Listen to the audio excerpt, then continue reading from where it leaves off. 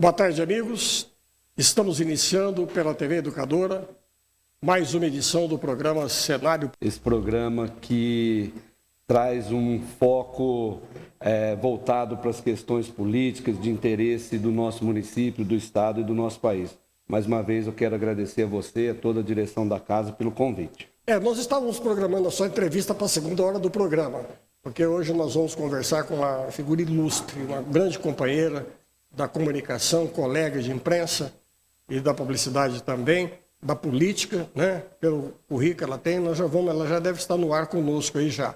Então, Júlio, por isso que eu gostaria que você participasse conosco desse bate-papo e depois nós vamos conversar a respeito da nossa cidade, da atuação com o presidente da Câmara e assim por diante, ok? Gostaria que você participasse, fizesse algumas perguntas, porque a partir desse instante nós vamos, com muita satisfação, conversar com essa jornalista brilhante, a Montserrat Bevilacqua, que é uma jornalista especialista em direito legislativo, muito experiente na área, consultora em comunicação pública e política.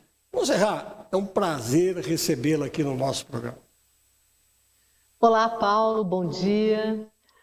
Bom dia ao presidente da Câmara, Júlio Eduardo, a todas as pessoas aí de Batatais, TV Educadora, a produção. Muito obrigada pelo convite, é uma satisfação poder colaborar com vocês nesta manhã de sábado.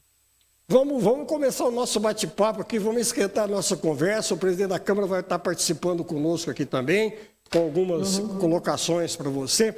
Montserrat, você que está em loco, aí na efervescência, digamos assim, politicamente você está na ponte aérea entre Brasília e São Paulo. Está por dentro de tudo, que são os interesses que nós vamos colocar em pauta aqui hoje no nosso programa. Eu queria perguntar para você o seguinte, ministro Paulo Guedes, foi um tiro do pé do governo Bolsonaro? Porque como você analisa a política econômica hoje do nosso país, do governo central da República? Porque, afinal de contas, nós estamos aí com milhões de desempregos, a fome batendo na porta de tantos e tantos brasileiros, enfrentando ainda o receio da pandemia que judiou e continua judiando muito de todos nós brasileiros. Se não bastasse toda a efervescência política, ficando o presidente que se candidatou falando que ia acabar, que ia moralizar, acabar com o toma lá da cá, refém do Centrão. Enfim, eu gostaria que você fizesse uma análise inicial para nós iniciarmos a nossa conversa. Então, Paulo, eu acho que você coloca a pergunta se o Paulo Guedes foi um tiro no pé, né, do Bolsonaro. Talvez a gente pudesse inverter isso e dizer assim, né, se o Bolsonaro não foi um tiro no pé do Paulo Guedes. Afinal de contas, ele era o posto Ipiranga, ele era a pessoa que tinha uma certa liberdade para colocar-se até mais do que o Bolsonaro na questão da economia, e o fato é que o governo nunca saiu do palanque político, né? O Bolsonaro, a característica do governo Bolsonaro é de uma instabilidade constante. E como você mesmo diz, ele acaba entrando nessa questão do toma lá da cá, que ele tanto questionou, e ele não deu nenhum momento de paz para que o Congresso pudesse se debruçar sobre as reformas. Se você é uma pessoa que tem um pensamento mais liberal, mais social-democrata, se você acredita numa economia com mais ou com menos intervenção do poder público, sinceramente, você não viu o Paulo Guedes entrar em campo com condições de jogo, porque o tempo todo o que acabou prevalecendo foi uma política muito aguerrida, em que o presidente buscou fazer com que um grupo que o apoiava, principalmente pelas redes sociais, mantivesse acirrado o ambiente político. Então, ele não constrói uma verdadeira liderança no Congresso Nacional, como também ele não dá um ambiente para que o Paulo Guedes pudesse implementar as suas propostas. Não que o Paulo Guedes tenha sido mais feliz que o Bolsonaro, muitas vezes ele trouxe para a mídia frases polêmicas, ele também não foi uma pessoa, digamos assim, capaz de buscar essa calmaria, mas eu acho que a pergunta pode ser invertida, né? Será que o Bolsonaro não foi um tiro no pé dele? Perfeito. E tudo bem, então invertendo, te pergunto, Você acha que o Paulo Guedes pode tirar um coelho aí da cartola até meados do ano que vem para reverter essa avaliação e melhorar essa avaliação do governo Bolsonaro? Eu temo que não, e quando eu digo temo, não é nem porque eu torço pelo governo Bolsonaro e nem a favor nem contra. A gente, quando faz uma análise política, a gente tem que olhar todos os lados e pensar no interesse do país, e o fato é que nós não vamos ter trégua, né? Nós estamos agora, inclusive com o presidente do Banco Central muito preocupado. Hoje tem uma notícia a respeito da questão da nova cepa da Covid. Provavelmente nós vamos ter muito mais dificuldades ligadas a isso. Nós estamos tendo um processo de estagnação da economia, a inflação está alta e não há ambiente político para o Paulo Guedes trabalhar nenhuma melhoria. Eu acho que o que vai acontecer é que nós vamos ter uma antecipação logo no início do ano, já estamos tendo, né, da polarização entre os candidatos, o ex-presidente Lula e o atual presidente Bolsonaro, na disputa para a reeleição do Bolsonaro, que é a pretensão dele, e no caso do Lula, de sucedê-lo, né, de tirar o Bolsonaro da condição de presidente e retomar um projeto de política e desenvolvimento. Mas também não vai ser fácil o novo governo retomar o rumo da economia nesse país. Nós temos muitas dificuldades, Paulo. Não vai ser fácil. Mas agora, né, Júlio, nós estamos aproveitando a cultura, a experiência, a capacidade da nossa companheira jornalista Montserrat Bevilacqua, que está aí nos prestando grandes informações. Aliás, eu queria te perguntar, Montserrat, o seguinte: como é que está sendo aceito essa possível não, já praticamente definida, filiação do Bolsonaro ao PL pelos próprios companheiros de partido e de bancada? Olha, teve muita polêmica, né? Não é fácil essa questão da ida do Bolsonaro para o PL. Mas também a gente tem que entender o seguinte: um partido como o PL, ele é muito pragmático, né? O PL ele não é um partido ideológico. E hoje a gente tem uma situação e um cenário de disputa em que tem dois players na política brasileira: ou Lula ou Bolsonaro, né? E isso é muito significativo, né? Então eu acho que ele vai se filiar, sim. Parece-me que caminha para uma resolução dos conflitos. A gente percebe, inclusive, Montserrat, o seguinte, né? Parece que o Bolsonaro, a equipe dele de governo, aí deu um gelo no vice aí, Hamilton Mourão, parece que está meio afastado, inclusive, ali do Planalto, não? Ou é engano da gente aqui? Não é simples e é muito delicada a relação do Mourão com o Bolsonaro. Inclusive, recentemente, o Mourão andou chamando para si a responsabilidade das críticas em relação ao desmatamento da Amazônia, buscou tentar aliviar um pouco as tensões, mas não, digamos assim, né, há um ar de desconfiança entre eles e não de uma plena caminhada, né? Já foi mais próximo e não é tanto mais.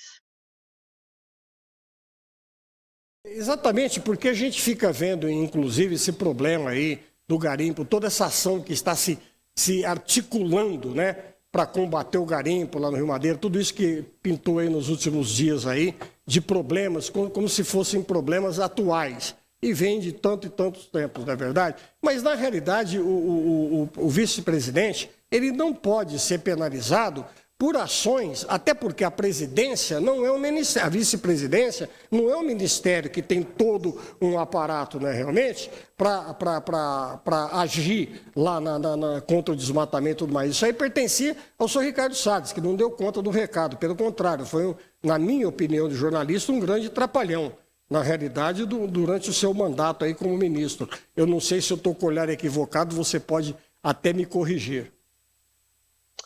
Olha, a verdade é o seguinte: o Mourão ele é copartícipe do governo Bolsonaro, né? Muitas vezes ele tentou até assoprar, assim, digamos assim, os destemperos do presidente Bolsonaro. Mas o fato é que também muitas vezes ele teve de dar o aval. O vice-presidente ele é importante, sim, né? Ele é um balizador de muitas questões internas e também dentro do Congresso. A gente também não pode descartar. Hoje a Bela Megali do Globo está trazendo que a cúpula das Forças Armadas se posicionou de forma favorável para uma eventual candidatura do vice Mourão ao governo do Rio de Janeiro. Então, assim, ele é player e ele é uma pessoa importante e eu diria o seguinte, boa parte do que a gente vê não dá para você desassociar, ele vai ter que carregar os erros também do governo Bolsonaro, né? Ele não é uma pessoa que pode se alheiar a isso, não é possível. E se a gente for falar em termos de desmonte, é o que você disse, né? O desmonte de toda a política ambiental lançou o Brasil na condição de pária internacional, né? O Bolsonaro ele desmantela todos os organismos que faziam monitoramento, fiscalização, proteção do meio ambiente. De certa forma, passou sim a boiada lá no Ministério do Meio Ambiente, no sentido de que ficou tudo desmantelado. E a ida do Mourão para a Amazônia não trouxe, digamos assim, significativas respostas, né? Nem poderia, né? Ele faz parte desse governo. Então, assim, por mais que ele não seja mais tão próximo, por mais que existam rusgas, muitas vezes ele teve que assoprar, né? Perfeito. Você, vamos colocar o presidente da Câmara na nossa conversa também. Ele não pode ficar.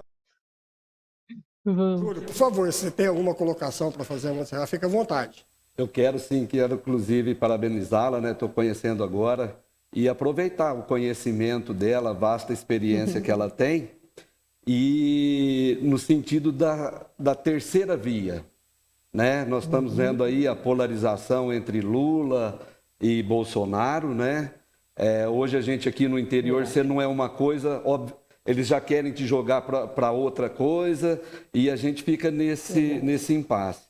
Se a senhora acredita realmente nessa terceira via, né? Se ela é possível, e quem desses que até agora estão pleiteando essa candidatura, qual deles teria assim, maior condição de estar aglutinando esses partidos que estão aí fora dessa polarização?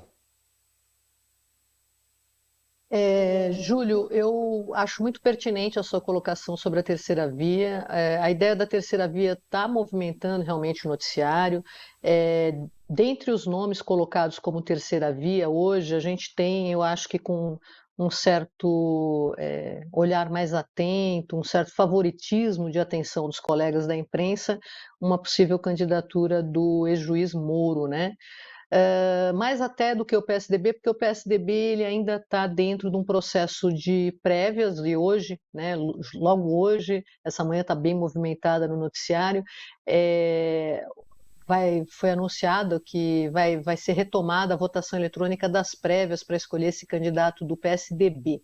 Mas, de qualquer maneira, quando a gente analisa as pesquisas, você percebe que o PSDB, seja com Dória, seja com Eduardo Leite, não está tão despontando e com o Moro um pouco mais. Só que nessa altura do campeonato, por enquanto, se fosse hoje, eu diria para você que a gente caminha muito mais para ter um segundo turno entre Lula e Bolsonaro, e aí a gente fazer uma confrontação dos dois projetos de discussão que são um projeto liberal que não avançou, que foi o do Bolsonaro, ou um projeto um pouquinho mais de atenção para a política de inclusão e combate à pobreza, que é o do Lula. O favorecimento, digamos assim, nas pesquisas do nome do presidente Lula, eu acho que tem muito a ver com esse recall que ele tem de um presidente que combateu a pobreza extrema, e o período de economia dele foi um período bastante de progressos, né? As pessoas têm essa lembrança, né? A votação da presidência ela é muito impactada pela economia e o fato é que o Bolsonaro ele não conseguiu dar respostas que ele deveria dar para uma situação econômica que ele já vinha trabalhando ruim, ele já herdou ruim, né? Com todo aquele processo que houve anteriormente do impeachment e tudo mais. Mas o fato é que não está acenando para uma melhora de economia de curto prazo, ao contrário, como eu coloquei um pouquinho antes, essa situação de a gente ter que discutir ainda uma possível nova cepa, né, da Covid, já preocupa outros países, nos preocupa, e estagnação econômica é uma coisa que para a gente. Eu caminho aqui pelas ruas de São Paulo, caminho por Brasília, está na rua, as pessoas estão dando volta, a fome é uma realidade hoje no país, então nós vamos ter dois projetos preponderantes em embate nas urnas, se é o que você me coloca de terceira via. Eu acho que nesse momento ela não está emplacando, mesmo com um nome tão conhecido nacionalmente como o do Moro. Até porque o Moro vai ser muito questionado também nessas eleições, né? Ô, Monserrat, eu vou dar uma cutucada, porque é o partido do presidente da Câmara, Sim. PSDB. Esse hacker aí é conversa para boi dormir, foi só para criar uma expectativa e tudo mais. Realmente existiu e parece que já existe uma nova prévia aí, que já está pré-estabelecida aí, acho que não sei se é para o final de semana, para hoje, né? Se não me engano, eu gostaria que você falasse a respeito disso aí e até complementando em relação a essa terceira via. Você acha que essa União Brasil, então, que estava sendo proposta aí nos bastidores, não vinga? Perfeito. Eu só quero retomar dois pontos, Paulo, que eu acho que tem que ficar muito claro, né? Os partidos estão tentando se movimentar pela terceira via. Inclusive, como você mesmo colocou um pouquinho antes do intervalo, o PSDB retomou hoje, né, nesse sábado, a partir das 8 horas, a votação eletrônica das prévias para escolher o seu candidato. De fato, como você também apontou, eles disseram que houve uma falha de aplicativo, e aí os três postulantes, Arthur Vigílio, Eduardo Leite e o governador Dória, né, as equipes deles arguíram que não, precisava retomar, e eles agora estão com um novo aplicativo. Esse primeiro aplicativo tinha sido desenvolvido lá pela Fundação de Apoio da Universidade Federal do Rio Grande do Sul. Eles iniciaram testes para um outro aplicativo e agora tem uma empresa dando continuidade a essa votação. O que ocorre? É a primeira vez que esse partido recorre a prévias, né, para escolher esse candidato ao Palácio Planalto. O PSDB não é um partido, por exemplo, como o PT, que tem uma certa história de tradições e disputas. Também no PSDB a gente não está vendo os antigos caciques do partido fazendo essa disputa de maneira frontal, né? Podem estar nos bastidores, mas não estão na frente. E tudo é muito novo, porque eleição pela internet, ela é uma eleição que tem uma certa imprevisibilidade, né? Como que você vai conseguir alcançar? Antigamente você tinha um clima de convenção, você conseguia fazer um mapeamento, mas na internet agora você tem uma disputa que traz para eles uma certa incerteza.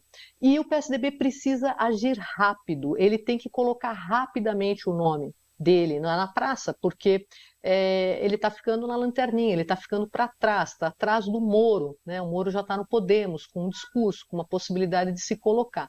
Então o PSDB, que não é um partido que deve ser desconsiderado no processo eleitoral, mas neste momento ele precisa resolver internamente todas essas situações da prévia. Agora, o que eu acho muito interessante também é quando a gente fala de uma outra coisa, só um parêntese, votação eletrônica, né? A votação eletrônica, ela é o futuro da eleição também no país. Eu não diria que é para agora, para o próximo pleito ainda, mas já tem instituições interessantíssimas de grande porte fazendo isso. A Ordem dos Advogados do Brasil realizou eleições no Distrito Federal, realizou em outros 4 estados, por meio de votação eletrônica. Então, essa confiabilidade do software que você está falando, ela já foi questionada também em outros processos eleitorais, mas sempre se valem da auditoria, né? É preciso uma auditoria. E é isso que o PSDB está fazendo agora. A perspectiva é que no final do dia, à noite, a gente tenha de fato um nome.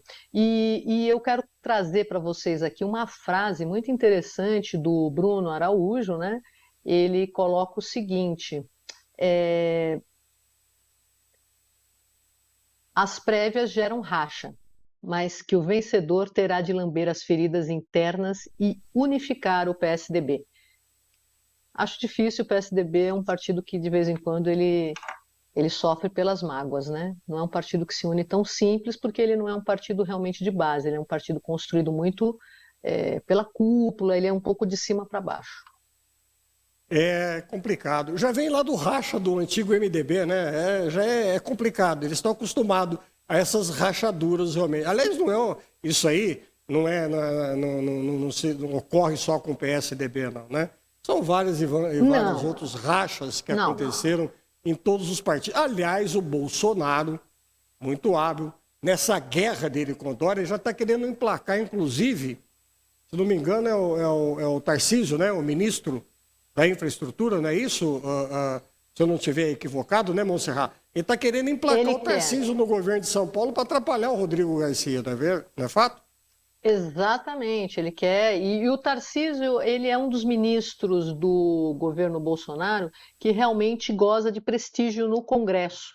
Ele é um ministro realizador, entendeu? Ele tem entregas, e importantes entregas, né? Então, assim, ele é um candidato, mas assim, não tem tradição aqui, né? E o Rodrigo Garcia já tem um pouco mais de amparo para isso, já tá fazendo uns discursos muito interessantes, né? Está buscando uma base de votos mais ampliada. Ele fez esse final de semana passado, na Expo Internacional da Consciência Negra, realizada pela Prefeitura de São Paulo, estava lá ao lado do prefeito Ricardo Nunes, e ali ele faz uma fala muito interessante sobre a questão do enfrentamento do racismo estrutural, né? Tem algumas pautas que eu acho que vão ser muito importantes, viu? E a gente viu o Hélio Santos falando recentemente que o movimento negro principalmente, vai olhar muito para cada candidatura, o que está fazendo para fazer o enfrentamento da desigualdade racial no país. Então, essa eleição ela vai ser uma eleição muito quente nesse aspecto também, sabe? Onde eu estou posicionado, de que grupo eu pertenço.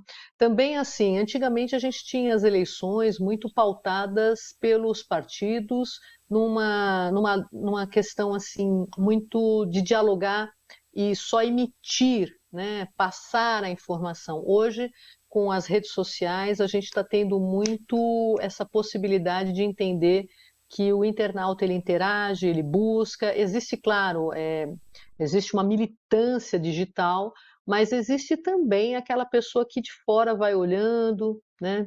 Aquele classe média que vai percebendo um pouco o interesse dele para cá e para lá.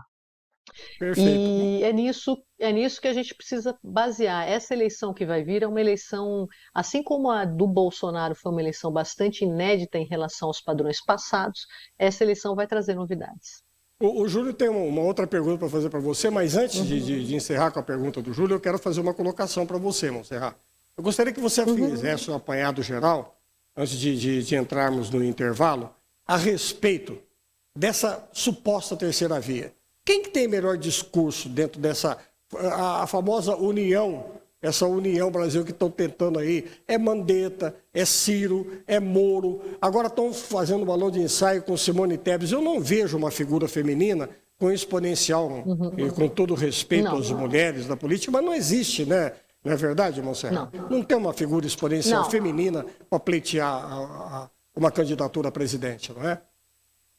Olha, eu acompanhei muito de perto o trabalho da Simone Tebet. É realmente uma senadora de uma qualidade como uma técnica dentro do Congresso, né? Foi uma excelente presidente da Comissão de Constituição e Justiça do Senado, uma pessoa muito ciosa do que ela faz. Ela teve um papel importantíssimo agora na CPI da Covid. Mas ela é de um estado pequeno, né? E ela enfrenta um conservadorismo muito grande, a Tebet. Ela não consegue chegar a fazer um enfrentamento ao que é necessário. E também, assim, não vejo condições do MDB já disputar essa eleição assim, não. Eu acho que é mais fácil eles se alinharem num segundo turno, entendeu? E provavelmente caminhar com a candidatura do Lula. Terceira via sobre Ciro, né? O que ocorre? O Ciro não vai decolar.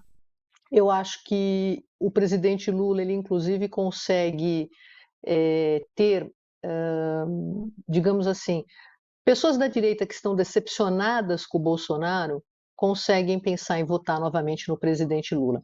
E eu falo presidente Lula porque assim as pessoas que passam pela presidência e que têm a envergadura dele ostentam esse título como se ali estivessem, entende? Ele tem uma força, ele tem um por trás muito grande, um recall muito grande. Assim como também você não pode desprezar o presidente Bolsonaro, porque assim algumas pessoas, e eu acho que isso é um cuidado que a esquerda tem de ter, acreditam que o Bolsonaro está morto. Nem está morto e nem o bolsonarismo está morto. A gente conversa com pessoas muito simples também, e elas hoje são atingidas por mídias que não são o jornal, não são essas rodas de bate-papo que a gente faz trazendo pesquisa. Elas são atingidas realmente pelo WhatsApp, né? É aquela comunicação direta, e ele tem uma militância digital muito forte, né?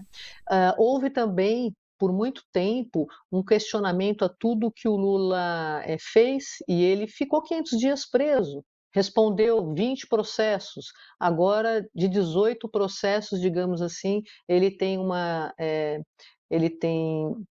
como diz o pessoal do PT, uma confirmação da inocência dele no processo, e como dizem aqueles que são críticos a ele, não uma inocência, mas assim, ele se vê liberto, né, de ter que responder aquelas questões. Ele vai enfrentar esse tipo de questionamento na eleição? Vai enfrentar, mas tem um detalhe: tudo que se disse sobre o Lula é velho. E tudo que se diz sobre o Bolsonaro é presente. E o Bolsonaro tem essa questão da economia que é uma âncora para ele. No entanto, no entanto, ele se apega muito à pauta de costumes e ele faz isso de uma maneira sem tréguas, né? E ele tem uma parte significativa do eleitorado, de 18 a 20%, eu acredito, e o Moro um pouco lá atrás, eu acho que também tem uma questão de carisma. O Moro ele não é uma pessoa carismática, ele fez uns treinamentos, ele vem para o Podemos tentando ter uma estatura, mas ele não conecta como conecta o Lula, que é realmente uma pessoa assim fora de órbita, né? Ele não é um político comum, ele é um político de um carisma extraordinário. E o Bolsonaro, as pessoas dizem assim: ah, quem é crítico dele, ele não é carismático. Não, ele é sim. Ele é porque ele conseguiu capitalizar um voto que os partidos tradicionais não estavam conseguindo enxergar. E ele tem uma conexão com esse público, entende? E a gente não deve rotular as pessoas. Eu acho que o grande problema também da esquerda, e é uma crítica que eu faço muito clara, é assim, você rotula o outro, mas você não argumenta com o outro. E isso é um problema. É um problema que eles vão ter que enfrentar, porque o voto da dona de casa, o voto daquela pessoa mais simples, o voto daquela pessoa que se sentiu, de certa forma, menosprezada, entendeu? Por uma certa intelectualidade, ele está aqui, ele está presente. Assim como teve nos Estados Unidos na eleição do Trump, entendeu? Aquela personagem que é aquele homem que enfrenta o desemprego, que enfrenta o dia a dia, que não tem nenhuma regalia, né? A vida aqui na Terra é diferente de lá no Planalto, né? No Planalto, a pessoa às vezes perde um pouco a noção das coisas. E eu acho que a esquerda precisa rever um pouco essa forma de lidar com o eleitorado do Bolsonaro. Precisa, porque a pauta de costumes ela pega e não vai ser um enfrentamento fácil. Eu acho que o favoritismo é do Lula, né? Ele desponta com o favoritismo, mas não se surpreenda de encontrar o Bolsonaro no segundo turno. E o presidente da Câmara, Júlio, agora vai fazer a sua pergunta que você queria fazer, antes que a gente encerre a participação da Montserrat. É importante você participar mais uma vez desse bate-papo nosso aí, o presidente da Câmara, por favor. Obrigado mais uma vez aí pela oportunidade. Você que é PSDBista. Já votei hoje, viu? Já votei, tá fácil de votar hoje. Semana passada fiquei o domingo inteiro tentando e realmente não consegui. Hoje foi muito tranquilo, muito rápido. Parece que fluindo bem. Mas eu queria tocar num assunto Assim, eu sou muito novo na política, né? Tenho um mandato e reeleito agora, e eu vejo uma descrença muito grande na política e nos políticos, né? E isso me preocupa um pouco, porque são pessoas que estão à frente do nosso país, que estão gerindo as nossas coisas, nossas riquezas, nossa população.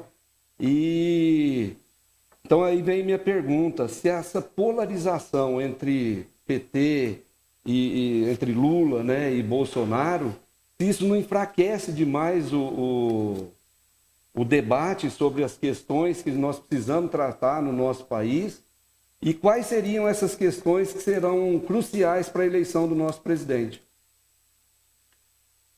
Júlio, eu acho a sua colocação muito importante. Você está falando sobre uma eleição que eu acho realmente ela não vai avançar no que você gostaria. A eleição passada, ela já foi caracterizada por uma eleição que combateu a política.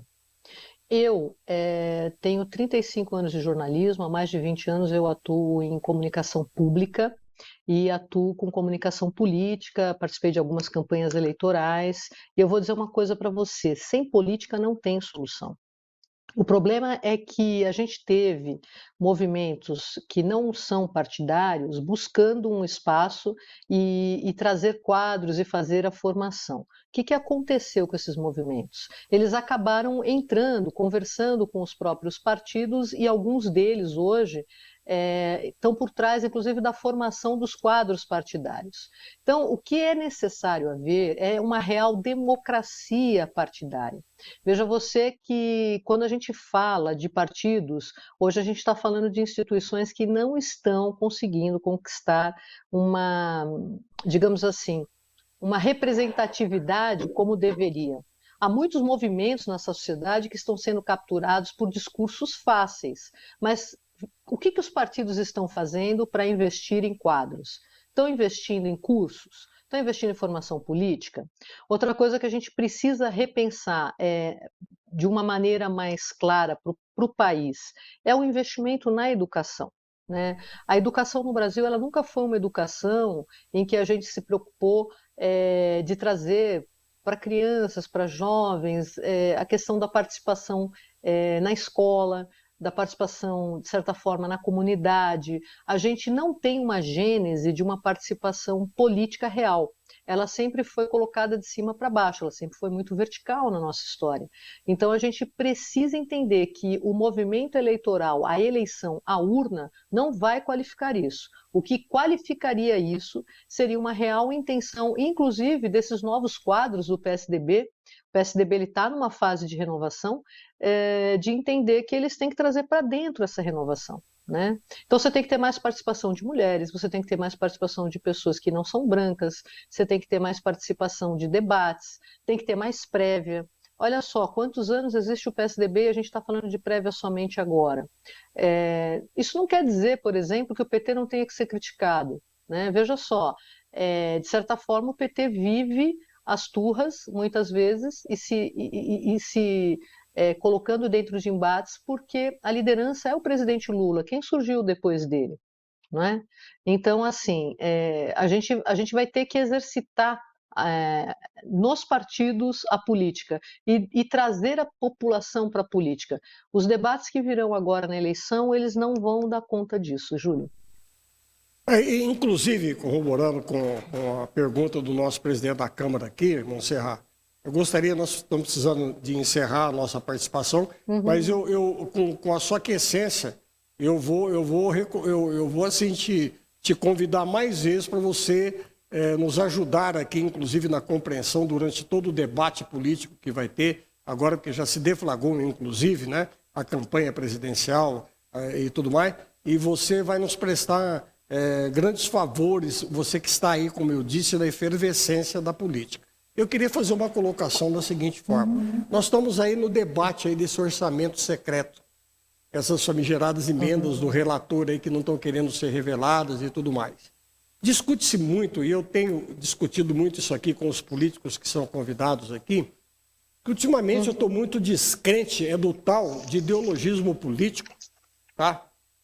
Porque, na realidade, o que se vê, principalmente, discutindo esse orçamento secreto, o que se vê, na realidade, na classe política, dos meandros da política, é um predomínio, tá, do neoliberalismo, que é o pai do capitalismo selvagem, ditando as normas em cima de uma política ainda populista e clientelista, do toma lá da cá. Eu acho que a gente tem que ser bastante realista nesse sentido. Você, como especializado em direito, aí, inclusive legislativo, que é uma consultora, possa até me corrigir na minha maneira de pensar. Mas eu acho que tem muito mais fisiologismo do que idealismo, essa ideologia política que tanto se prega, esquerda, direita, é centro-esquerda, centro-direita. Porque, para mim, são todos afiliados do neoliberalismo, que é o pai do capitalismo selvagem, ditando as regras em todas as ações governamentais e legislativas. Paulo, realmente é uma questão bem profunda que você traz, e eu quero te dizer o seguinte: as últimas informações que a gente tem é que o Rodrigo Pacheco e o Arthur Lira, eles caminham para não cumprir a decisão da Rosa Weber, ou seja, eles estão agindo para proteger essas emendas, né, do relator, o orçamento secreto. Mas quando foi, desde as capitanias hereditárias, que esse país agiu de maneira diferente? Então, assim, o que é diferente é a ruptura que nós estamos fazendo aqui nesse programa, né? Conversando com você e você trazendo essa polêmica. A gente tem que colocar realmente para a população e de maneira muito aberta que é preciso discutir a política sim. E se a gente deixa de discutir a política, se a gente deixa de discutir o orçamento, se a gente deixa de exercer a nossa cidadania, a gente vai continuar votando para a permanência disso. Então, assim, os partidos eles estão, digamos assim, desestruturados em termos de passar para a população a credibilidade que seria necessária, né? Tanto se falou da corrupção na política, que a política ela é vista de uma maneira suja, de uma maneira não participativa. E mesmo essa questão do orçamento é uma situação muito delicada, porque um parlamentar ele é eleito, de certa forma, para representar a população, né? No caso dos deputados, eles vão representar o povo lá, no caso dos senadores, eles vão representar os seus estados, e seria legítimo eles trazerem os pleitos da comunidade para a realização de obras, investimento em educação, investimento em cultura, etc. e tal.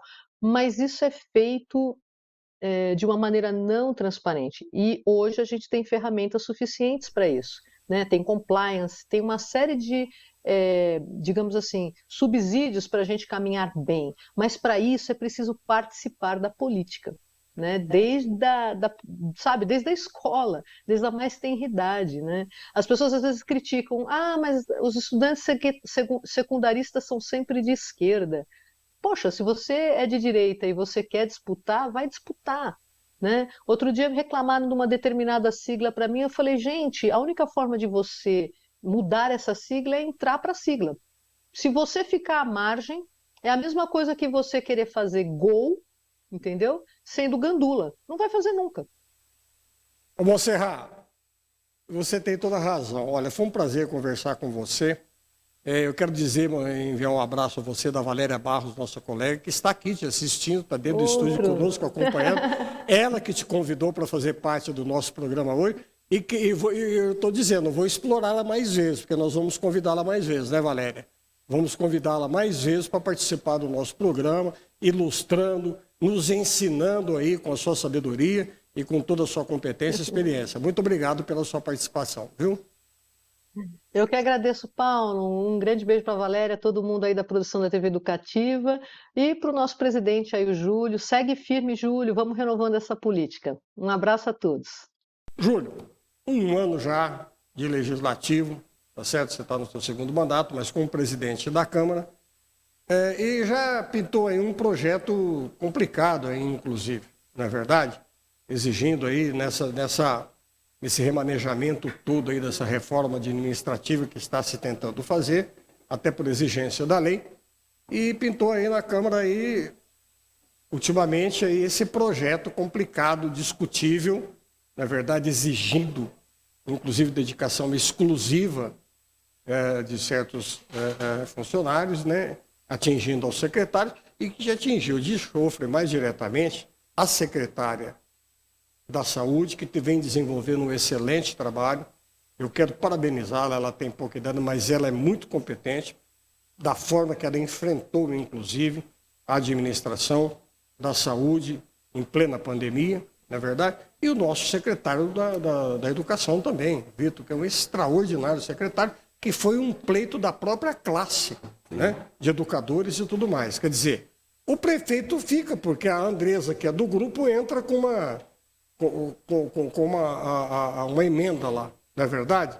Exigindo dedicação exclusiva, não é verdade? Já faz parte do projeto. Estão confundindo carga horária de trabalho com o bojo do projeto. Não sei se eu estou equivocado. Eu estou aqui analisando a distância, tá? Fora da situação. Você que está vivenciando lá, que está por dentro de todos os projetos. Você acredita que o prefeito veta? Porque isso vai atingir diretamente 2 secretários importantes da equipe de governo dele agora. Ele veta e vai ter maioria na Câmara para manter esse veto, caso ele vete? Vamos lá, então, Paulo. Primeiro eu quero dizer da satisfação, né, de poder participar dessa entrevista com a nossa companheira aí, a Montserrat Bevilacqua. Fiquei muito surpreso e grato até por poder participar e fazer perguntas para ela. E o conhecimento que ela tem que... Ô, Júlio, soldado no quartel tem que trabalhar, meu amigo. Então, assim, foi muito bom e parabenizar vocês aí pelo convite dela. Então, Paulo, vou tentar fazer aqui uma linha, né, do tempo, do que é esse projeto, né? Foi uma reforma administrativa que nós fizemos na legislatura passada com o ex-prefeito Zé Luiz Romagnoli. Vem em 2020 o projeto já, né? Já vem de 2020. Se eu não estou enganado, 2019. 19. 18 para 19, agora já estou meio ruim de data. Mas o que acontece? Foi feita essa reforma administrativa e alguns cargos foram tidos como inconstitucionais, né? E o que caiu agora nessa nova administração? Vamos dizer assim, mandar esses cargos que tinham lá parar, né? Mandar embora, não podia. Então foi feita essa nova reforma, simplesmente corrigindo esses problemas identificados nessa ADIM, que é o que gerou esse impasse, né? Esse impasse, e nós votamos.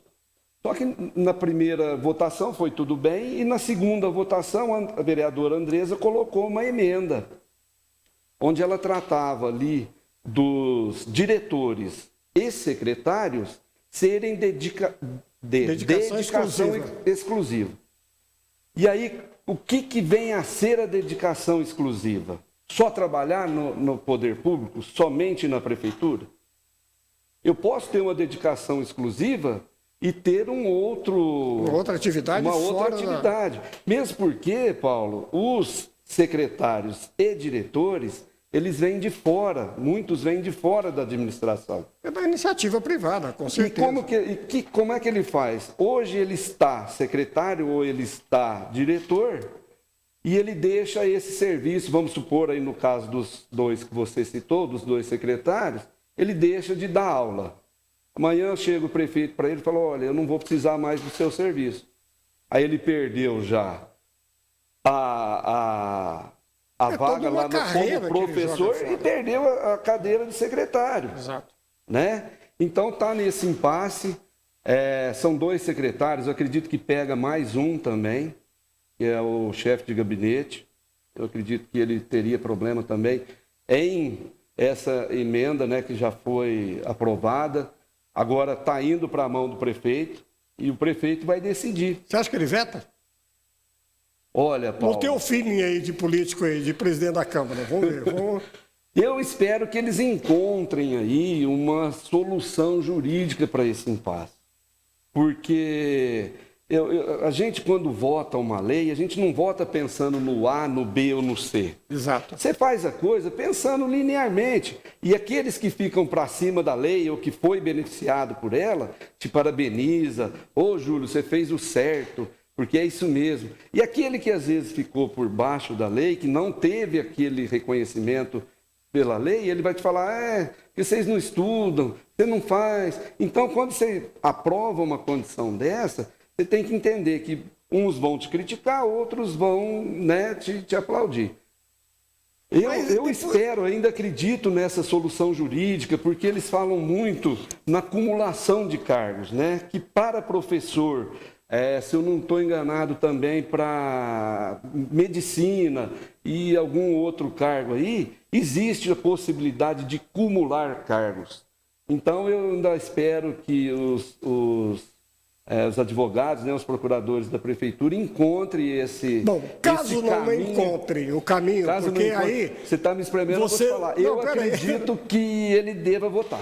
Ele deva vetar. Então, e depois de um ano, porque a gente conhece a fundo o legislativo e sabe como é que funciona. Primeiro ano é tudo lua de mel. Já começou a ter um monte de tititi. Bom, na realidade é o seguinte, você acha que ele ainda mantém, depois de um ano, maioria absoluta para manter um veto dessa natureza? Olha, eu acho que o desgaste é natural na política, né, Porque Paulo? o desgaste vem do vereador. Ele pode estar cometendo a improbidade, não o prefeito. O que acontece? Nós somos cobrados na rua. E a pessoa que nos cobra, ela quer ver ali dentro do parlamento aquela cobrança dela sendo falada para os 4 cantos do município. Ela quer ver o seu representante, o seu vereador, cobrando o seu prefeito. E isso, eu acredito, que nesse primeiro ano, o nosso prefeito Juninho, eu acredito na capacidade dele de gerir a nossa cidade, tem meninos bons ali com ele, trabalhando com ele, empenhado nisso, Paulo. Mas eu acredito também nesse desgaste. Nós estamos vendo aí até na própria... porque não é uma improbidade, né, administrativa, é uma improbidade, inclusive, né? É moral, é tudo. Envolve toda a figura do político, como um todo. A população tem uma expectativa sobre isso aí. E vai mexer no interesse de grupos Você também. é a voz dessa pessoa lá no parlamento, lá na Câmara, para cobrar isso do nosso executivo. Exatamente. Nós somos essa ponte, nós precisamos dar voz. Passou-se um ano. Eu falei que o primeiro ano de um governante é realmente, né? Está tudo em lua de mel, está tudo certo, é uma adaptação e tudo mais. Mas, passado um ano, os problemas continuam, não é verdade? Continua a falta d'água no período de estiagem, continua transbordando o córrego aí no centro da cidade, problema do cemitério, que já não comporta mais sepultamentos, enfim, são várias limpeza pública, que com essas chuvas entope bueiro, escorre, cai folha, enfim, é todo o processo administrativo que fica comprometido. Qual a sua expectativa em relação à atual administração? Você apoiou a administração na eleição. Isso, Paulo. O que eu penso, Paulo? Acabou a eleição.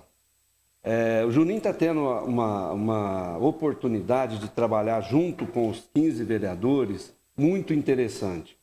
Os 15 vereadores estão, na medida de cada possibilidade de cada um desses 15 vereadores, ajudando demais a administração pública. Entendendo, Paulo, que a cidade não chegou no estado que ela está hoje da noite para o dia, né? Nós temos que também, enquanto agente político do nosso município, mesmo não sendo do executivo, mas tentar, de alguma forma, auxiliar o nosso prefeito, o executivo, para que ele consiga minimamente cuidar da nossa cidade. Por exemplo, a questão aí de zeladoria da nossa cidade. Agora, nós já entramos, né, no período chuvoso e a gente já vê mato para as praças, para as áreas públicas, de monte. Então, já está acontecendo, as pessoas começam a nos cobrar, porque mora ali perto, porque tem bicho, porque tem isso, porque tem aquilo. Com razão, está cobrando da gente. E o que nós, vereadores, podemos fazer? Só vamos ficar cobrando? Só vamos ficar jogando pedra? Qual é a possibilidade de nós, enquanto vereadores, ajudar também na administração? Então, assim, esse trabalho tem sido feito, eu tenho visto muitos vereadores correndo atrás ali de emendas, trazendo equipamentos novos para Batatais. Você anda pela cidade nas UBSs, Paulo? É vergonhoso. Porque na realidade a atividade, Júlio, não é só fiscalizar. Sim. Você tem que fiscalizar e apresentar soluções, na verdade. Ir lá, questionar, pressionar. Como você falou, você trabalha como uma espécie de colaborador. Porque o que eu tenho visto é o seguinte, tanto o prefeito como a sua equipe de governo continuam ainda se reportando à imprensa local, criticando a administração anterior. Esquece, já foi. Errou, eles vão responder pelos erros. Agora é a vez de vocês. Até quando vão ficar no discurso falando da administração anterior? Agora são projetos atuais. São problemas que precisam ser resolvidos, que estarão sendo cobrados daqui a 3 anos ao prefeito atual. Não é verdade? E a gente tem que fazer o seguinte, colaborar para que tudo dê certo. Para ajudar. Não adianta sentar numa cadeira e ficar criticando. Porque criticar qualquer um pode. Qualquer um faz. Eu penso muito assim, Paulo. Por exemplo, será que se eu chegar lá na mesa do prefeito e falar, prefeito, a 14 de março está assim, assim, assim, assado. Será que ele não sabe como ela está? Lógico, sabe. Ela sabe. Ele sabe. Quando ele se candidatou, ele sabe de todos os problemas. Como que nós vamos resolver isso, prefeito? Lógico. Aí é que está, a projeção. Por isso que eu te em perguntei da expectativa sua como presidente da Câmara em relação à ação governamental. Então, esse primeiro ano, nós ficamos meio de mão atada por conta da pandemia ainda. É verdade. Né? Você não podia estar exigindo muito, porque o recurso, tudo aquilo que estava... adaptação ainda, a gente entende tudo isso. Mas, como eu falei, agora o segundo ano a coisa começa a deslanchar um pouquinho, com certeza virão cobranças, inclusive dos vereadores, e inclusive dos vereadores da base dele. Ele tem que estar ciente disso, né? E eu tenho certeza que está, porque ele já é experiente na política. Então, nós vamos cobrando e vamos, junto a isso, tentando ajudar também. Tem um trabalho aqui de pedido de verba e coisas que nós já trouxemos para Batatais, que eu não tive essa oportunidade no governo passado, Paulo. Como você disse, eu sou do PSDB, o PSDB é governo no estado de São Paulo há muitos anos. Mas parece que agora você tem visitado os órgãos governamentais com frequência, o prefeito, pela representatividade do presidente da Câmara. Você vai para São Paulo, vai lá o Júlio, vereador de Batatais. Hoje você está indo como presidente da Câmara. Hoje eu vou como presidente da Câmara, eu faço agendas junto com o prefeito, eu faço agenda junto com o presidente de outro partido. E tem frutificado, Júlio? Nós temos trabalhado em conjunto para buscar o que Batatais está precisando. E você tem conseguido? Tem, Paulo. Graças a Deus. Na minha outra legislatura, eu consegui 200 mil reais do Gasparini. Agora, só nesse primeiro ano, junto com o seu amigo, inclusive, o deputado federal Vanderlei Macris, que esteve em Batatais na última sexta-feira, visitou o hospital, que ele trouxe 200 mil reais para o hospital. O Vanderlei já ele é antigo, muito 50 antigo. Anos já de mandato, ele vai completar o ano que vem. Eu conheci, quem me apresentou o Vanderlei Macris foi o Geraldo Menezes. E almoçávamos constantemente na Assembleia, na época que eu frequentava, e a gente desenvolveu uma amizade muito boa com o próprio Cauê, o filho dele, que foi até há pouco tempo atrás aí, presidente da Assembleia Legislativa de São Paulo e assim por diante. Hoje ele está na Casa Civil, o Cauê, né? Ô, Júlio, vamos falar um pouquinho do seu trabalho, nós temos que fazer um rapidinho intervalo. E vamos falar das suas visitas a esses órgãos governamentais, ok? Inclusive, a respeito dessa nova assembleia que vai acontecer com os moradores da CDHU e do bairro Claredão P. Vamos convocar agora a nossa companheira, que faz tempo que está aqui, a Valéria Barros, que ela tem participação dos nossos telespectadores. Valéria? Bom, Júlio, tem 2 questões aqui, tá? Uma delas com relação aí ao lago artificial, né? A pessoa pergunta se você está acompanhando e se você saberia dizer o que está acontecendo, que não se vê, na verdade, obras ali no local. E uma outra questão com relação aí da liberação das máscaras aí, né, pelo governo estadual, né, com relação ao carnaval, e vocês aí, como tem aí no partido, né, o doutor Dimas Covas, se ele passa alguma coisa aí para o partido com relação a isso, ele estando ali ao lado do governador. Então vamos lá. A respeito do lago, isso é uma novela, né? O lago começou, né, a reforma lá no governo do Eduardo, passou todo o governo do prefeito José Luiz, já está no primeiro ano do governo do Juninho e ainda o lago não foi entregue à população. Entregue, né, vamos dizer assim, os quiosques, o banheiro. Complementado tudo, né? E terminado de fato, né, Paulo? Exato. É uma coisa que a população passa ali, caminha ali. Hoje você vê o lago está esvaziado, né? Na minha opinião, numa época ruim.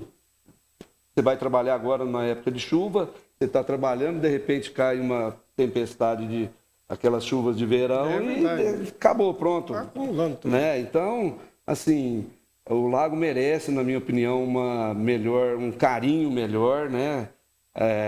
E que seja entregue isso logo. Da mesma forma que o bosque, faz parte, né? Se você começar a elencar aqui, Paulinho, você vai ver... mas eu tenho brigado muito por causa do bosque, né? O bosque merece um carinho especial. Parece que tem uma emenda, inclusive, do Baleia para fazer uma revitalização no bosque e vai ficar muito bom. Vamos ver. Vamos torcer. Nós vamos conversar. Então, mas a pergunta primeiro foi do lago e depois do uso das máscaras. Eu, sinceramente, Júlio falando, como o Juninho já falou que não vai fazer o carnaval, eu também não faria. Eu esperaria até o final do ano, pelo menos, para liberar totalmente o uso de máscara. O Nogueira, em Ribeirão, não seguiu o plano do Estado de São Paulo, né? Porque ele pode endurecer, mas ele não pode liberar, flexibilizar. Né? Então, o Nogueira, lá em Ribeirão, eu sei que vai seguir até pelo menos o final do ano. E Batatais aqui, não sei ainda se provavelmente devemos seguir aí a determinação do governo do Estado. Mas, como disse a jornalista Montserrat, a nova cepa que está preocupando muito em outros países, parece que está chegando também no Brasil, é um momento que deixa a gente ainda muito apreensivo e toda cautela é pouco. Eu não tenho falado com o Dr. Dimas, a Marilda, que de vez em quando passa alguma coisa para a gente do que conversou com ele, mas é uma pessoa que está intrinsecamente ligada a esse problema, né? Então, ele tem muito a contribuir ainda com o nosso país. Com certeza ele vai se posicionar a respeito. Anteontem, inclusive, ele foi efusivamente aplaudido de pé por muito tempo lá no congresso que está acontecendo lá em Olímpia. Eu fui informado sobre isso até por um vereador aqui da nossa cidade, Pedro Santana.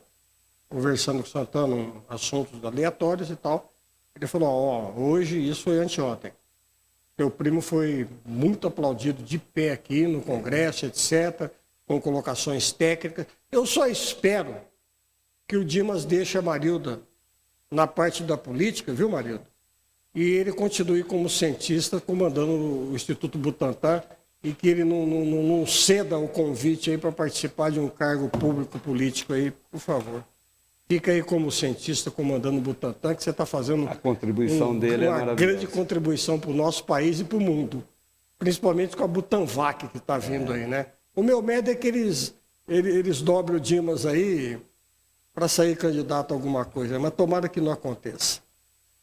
Ô, Júlio, você disse que está pleiteando aí, inclusive, algumas coisas aí, junto aos órgãos governamentais. O que você tem conseguido de real aí, pelo menos como presidente da Câmara do PSDB? Então, Paulo, como eu estava dizendo, nessas visitas que nós temos feito, nessas agendas em comum com o nosso prefeito, com o presidente do Partido Republicano daqui de Batatais, o Marcelo Nogueira, por exemplo, PSDB, Vanderlei Macris, já está na conta, paga para a Prefeitura, R$200 mil para a Santa Casa, que foi aquele compromisso que nós fizemos a Câmara Municipal, Prefeitura Municipal, de tentar ir atrás de R$1.300.000 para a Santa Casa para fazer a ampliação dos leitos de UTI.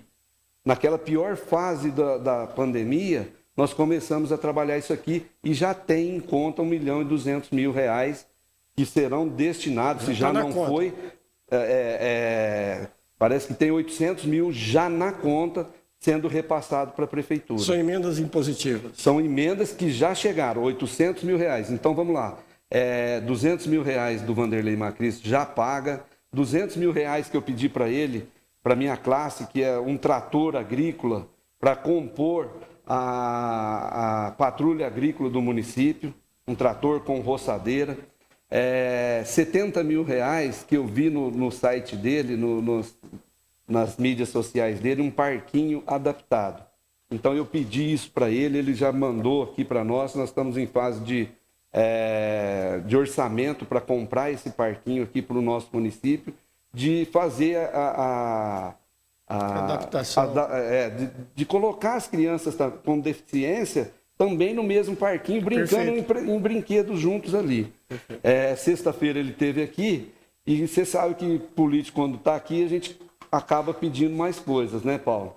Então nós pedimos para ele aí, R$500 mil para a reforma do postinho lá da Vila Luísa, lá da Vila Lopes. Isso. Que ali está bem ruim a UBS dali. Pedimos R$500 mil para ele, para pavimentação do bairro Jardim Alvorada, mais R$200 mil para um raio-x novo para a UPA, porque vive dando problema, vive quebrando, vive com reclamação esse raio-x lá. E eu estava em Brodowski, acompanhando ele com o pessoal de Brodowski, e eu vi que ele mandou para Brodowski um mamógrafo. Aí cheguei aqui, já corri, fiz o ofício, pedindo mais um mamógrafo para ele. Ele deu lá em Brodowski, eu falei, eu fiquei com inveja, deputado, o senhor precisa me ajudar no mamógrafo. Ô Júlio, eu conversei essa semana com o Adriano Quercia, e ele me confidenciou, inclusive, que você esteve com o secretário, na verdade, do CDHU, inclusive, né, presidente do CDHU, porque parece que houve um ataque de hacker aí ao sistema e coisa e tal, e então eles estão reagendando uma nova assembleia com os moradores lá do Antônio Claré Al Pico, inclusive estão alertando sobre possíveis correspondências que possam chegar lá em nome do CDHU nesse sentido. Realmente foi reagendado já essa... Isso, Paulo, nós tivemos outra agenda que nós fizemos lá em São Paulo, junto com o prefeito, e tratando do assunto do bairro lá do Claré Al Pico, especificamente, que ali nós temos parcelas ali que os mutuários pagam de R$ 1.500. É um absurdo, nós estamos correndo atrás disso, e nós fizemos essa reunião com o Adriano e ele se dispôs, junto com a equipe dele, vir no dia 4.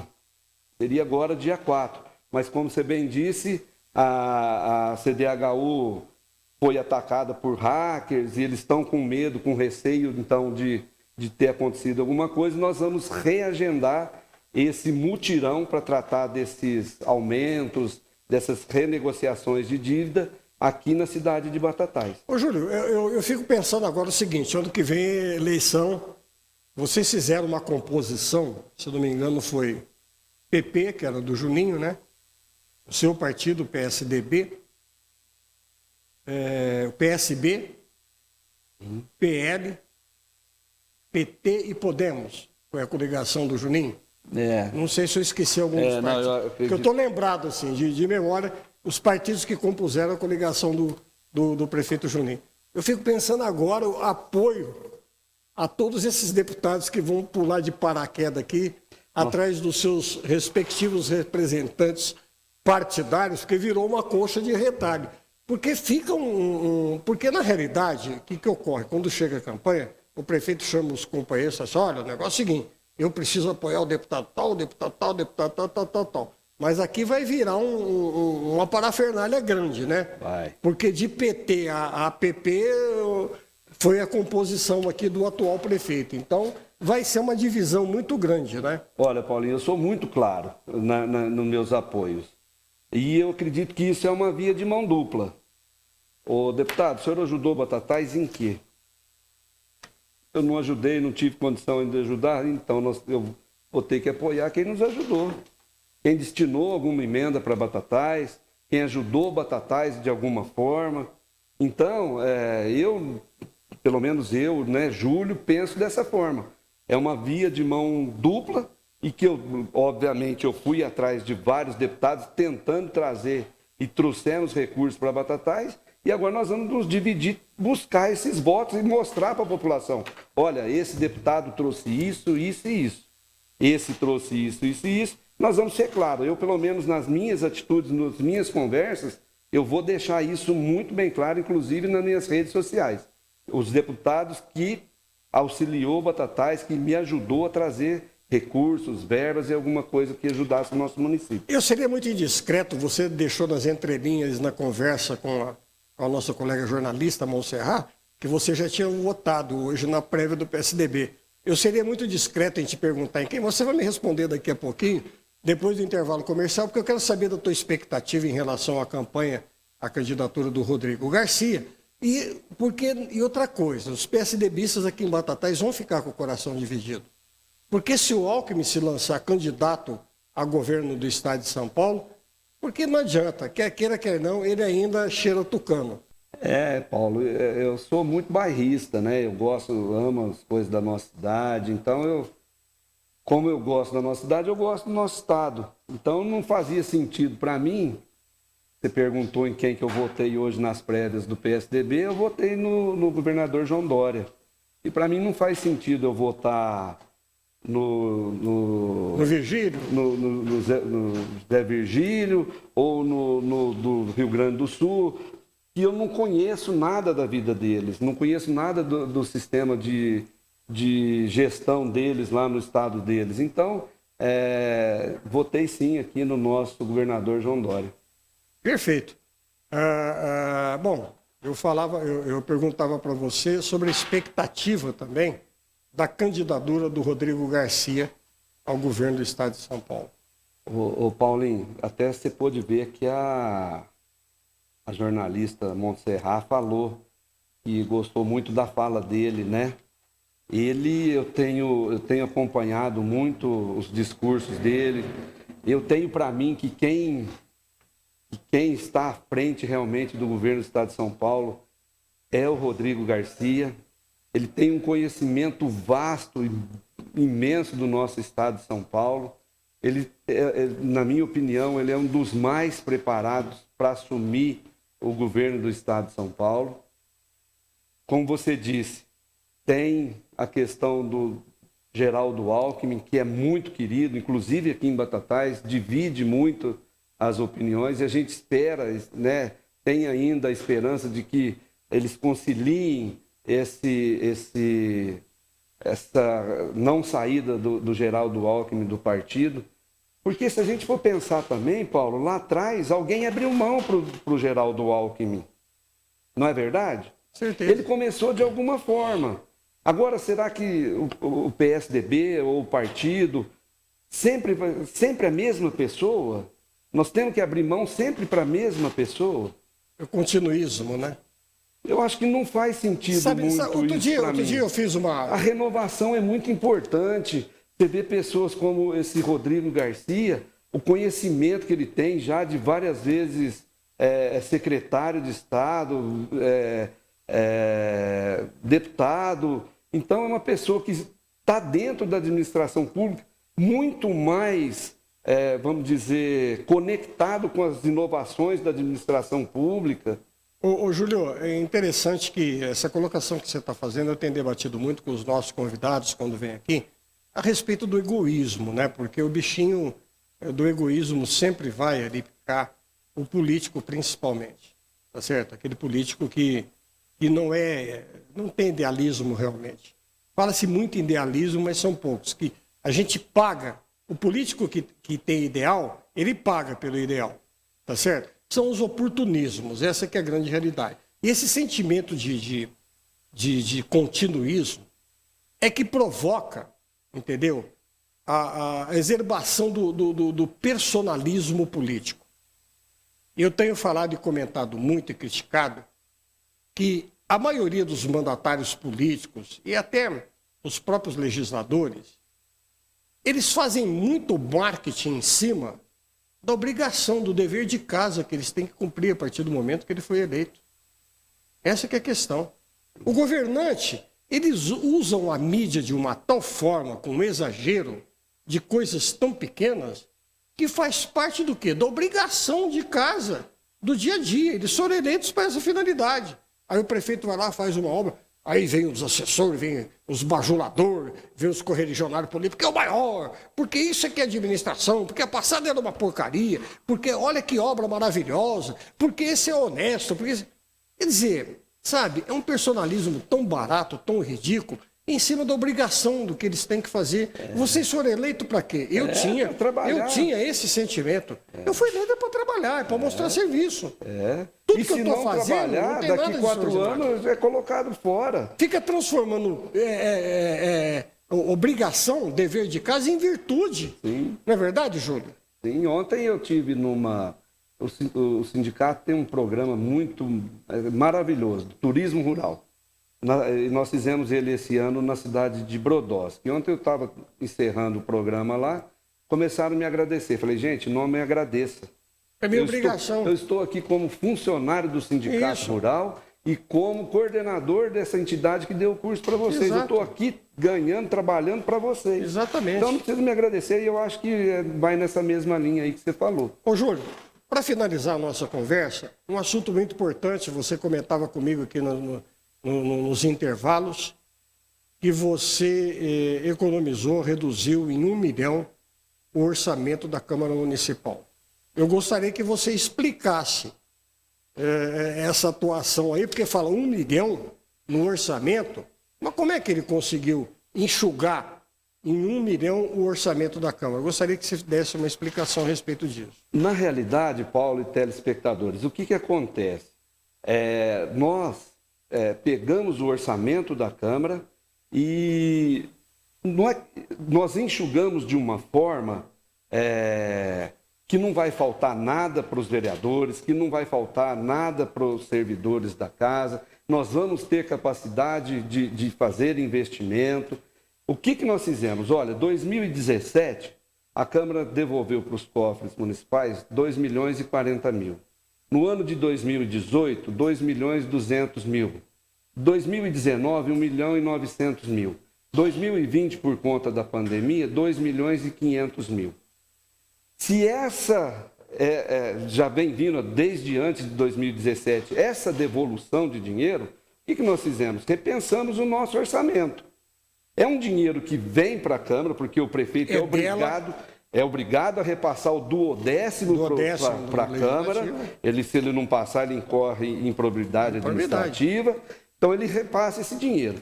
Ele repassando esse dinheiro fica parado na Câmara. E ele precisando de dinheiro. Usado pela e esse dinheiro precisando ser usado para remédio, para isso, para aquilo, para educação. Então, onde que está a necessidade da Câmara guardar esse dinheiro para somente no último dia do governo remeter esse dinheiro de volta para a Prefeitura?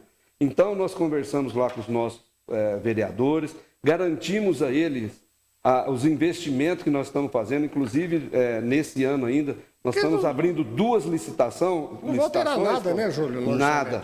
Os cursos continuarão sendo feitos, os repasses continuarão sendo feitos. Nós estamos fazendo lá o videoaul da Câmara para as votações serem eletrônicas, para recebermos as matérias eletronicamente. Nós fizemos um circuito interno de televisão lá, Paulo, onde passa as comissões da Câmara. Dá mobilidade à atuação dos vereadores. Nós estamos realmente, de fato, melhorando. Compramos câmeras novas para que o munícipe que assistir a nossa sessão da Câmara pelo canal do YouTube, ele tenha qualidade na transmissão. Perfeito. Então, nós estamos fazendo todo o investimento e o que eu...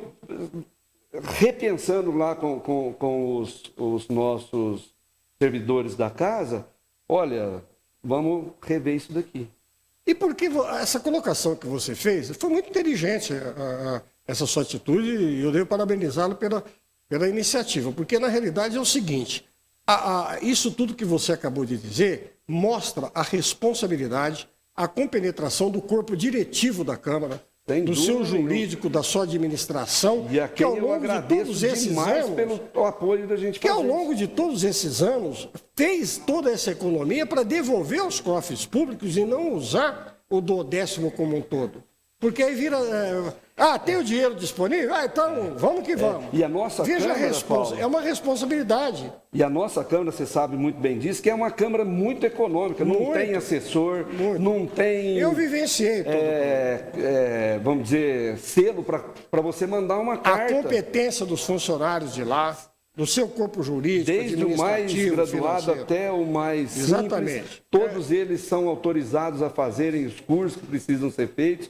Se a gente for pensar em leis, a Câmara teria direito a 15 milhões de reais. Ela teve esse orçamento agora, que não é da minha presidência, 8 milhões. Para o próximo ano, 2022, nós baixamos isso para cerca de 6 milhões e 700 mil. Muito bom. É isso aí. Você entendeu? Então, nós utilizávamos até o 2021 3,84% do orçamento do município. A partir do ano que vem, nós vamos usar 2,98% do orçamento do município. Esse aí é o grande trabalho. Paulo, eu quero deixar muito claro, com a anuência dos vereadores. Os vereadores entendendo a necessidade que o nosso município tem de alavancar o emprego, a renda, comprar o remédio que nós precisamos, arrumar as UBS que nós precisamos. É a chamada responsabilidade social, né, João? É isso daí. É isso aí. E eu agradeço muito por isso, os companheiros vereadores que entenderam aqui o nosso orçamento para 2022. Que amanhã, se chegar outro presidente, Paulo, ele vai fazer o orçamento dentro daquilo que ele achar que a Câmara precisa. Perfeito. Eu acho hoje que a Câmara não precisa mais de reforma nenhuma. Ô, Júlio, tá bom demais. Olha, muito obrigado por você ter vindo aqui à nossa sala. Nosso programa aqui é uma sala de visita, né? É um bate-papo descontraído, onde a gente fala de tudo um pouco, e principalmente, é lógico, do principal fator do programa, né? Do principal objetivo do programa, é o cenário político nacional, e estadual e local. Eu quero agradecer aqui mais uma vez por você ter atendido com muita gentileza o nosso convite e muito obrigado pela sua participação. O Paulo, eu que agradeço demais. Sempre que eu venho aqui eu sou muito bem tratado por você, pelos diretores da casa, pelos colaboradores, né, pelos funcionários colaboradores daqui. Quero agradecer as pessoas que estiveram nos acompanhando, né, que estão nos assistindo. Dizer que a nossa luta é uma luta diária, nem você falou, não é obrigação, quer dizer, não é mérito ou demérito nenhum. A gente só quer trabalhar em prol da nossa cidade. É isso que eu me propus a fazer, é isso que eu quero fazer, e eu estou trabalhando para que eu possa ajudar a nossa administração a dar um passo além para aquilo que a gente possa melhorar a nossa cidade. Mais uma vez, obrigado, agradeço de coração, uma boa tarde a todos e um restinho de final de semana abençoado a todos.